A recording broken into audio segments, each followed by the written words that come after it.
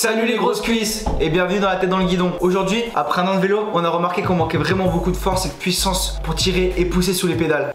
C'est vrai que pendant les 2-3 courses qu'on a pu faire cette saison, enfin la saison dernière, on a vraiment manqué de force. On n'avait pas les bases que normalement tout cycliste travaille durant l'hiver, donc la force, la vélocité et l'endurance. C'est pourquoi aujourd'hui, on s'oblige et on se consacre une séance de vélo par semaine à travailler notre force. Mais du coup, comment ça se passe en fait une séance de force? Nous généralement, c'est des séances moins longues en termes de volume horaire. On les découpe en 1 heure ou 2 heures avec un cœur de séance de 30 minutes à 1 heure durant lesquelles on fait nos exercices. En dessous de 30 minutes, ce n'est pas assez. Au-dessus de 1 heure, généralement, c'est trop. Et du coup, ce temps de travail, entre 30 minutes et 1 heure, on peut faire à peu près les exercices que l'on veut. Mais aujourd'hui, dans cette vidéo, on va vous présenter l'exercice que l'on préfère tous les deux. Un exercice qui se fait en col et qui nous permet de faire la récupération en descente. Et ça, on adore. Ah, c'était partie préférée, la récup en descente, toi. Vas-y, allume la GoPro, chauffe-toi les guibolles.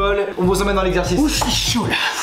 Et donc on se retrouve directement sur le vélo au col du Mas de l'Air pour ceux qui connaissent en Ardèche. Donc c'est un col de 10 km avec une pente de 3,5%. Donc c'est assez roulant et c'est parfait pour faire ces exercices de force. En tout cas nous c'est le genre de profil qu'on utilise pour faire nos exercices de force en extérieur.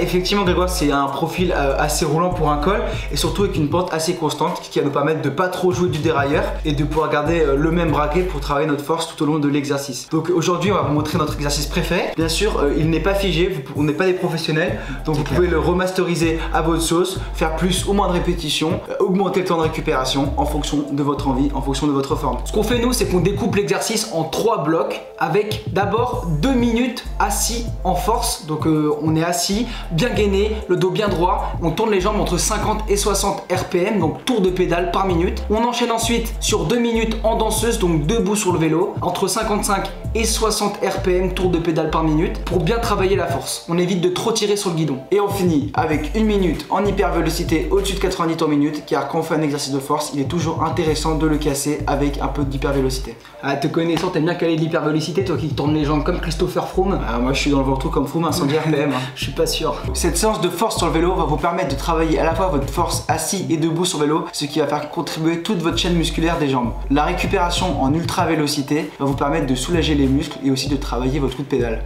Généralement quand on fait cet exercice extra-ligno, on fait 2 à 3 séries du coup de 3 répétitions et on fait 5 minutes de récupération en souplesse entre les séries. Rien ne vous empêche, comme l'a dit Stroligno, de remasteriser la séance avec les temps d'exercice et les temps de repos qui vous plaisent, mais attention à bien respecter un principe de progressivité, de ne pas faire directement 10 minutes en force et 5 minutes de récupération, il faut être progressif. Et aussi une dernière chose, cet exercice se fait en zone 2 ou 3 de votre cardio-fréquence-mètre ou de votre capteur de puissance pour ne pas engendrer trop de fatigue et pour ne pas faire monter votre cœur à PMA. Et surtout travailler d'autres muscles du coup. Si vous êtes à PMA, vous ne travaillerez plus les muscles en endurance. Cette séance est bien entendu détournable sur home trainer pour les plus frileux d'entre nous. Mais faites attention tout de même aux séances de musculation sur le vélo qui peuvent parfois paraître faciles mais qui engendrent tout de même une grande fatigue musculaire. Ah c'est clair, il va falloir se reposer après ces genres de séries. On peut pas les enchaîner tous les jours. Un petit coup de prot, un œuf gobé et c'est reparti. Je suis pas sûr. Bon, il faut quand même effectuer correctement cet exercice parce que nous au début on a fait beaucoup d'erreurs parce qu'on avait personne pour nous conseiller. Les gars, restez vraiment entre 50 et 60 RPM. Ne descendez pas plus bas en vous disant que vous allez mieux travailler. Vous allez juste augmenter votre chance de vous blesser.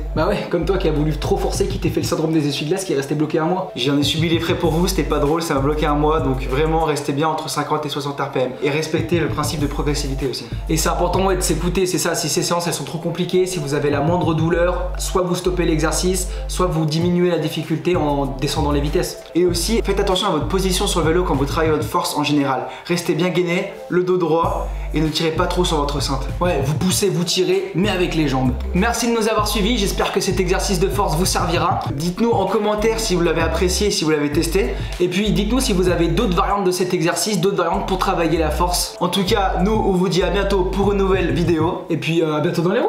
À bientôt dans les roues les gars. Ciao.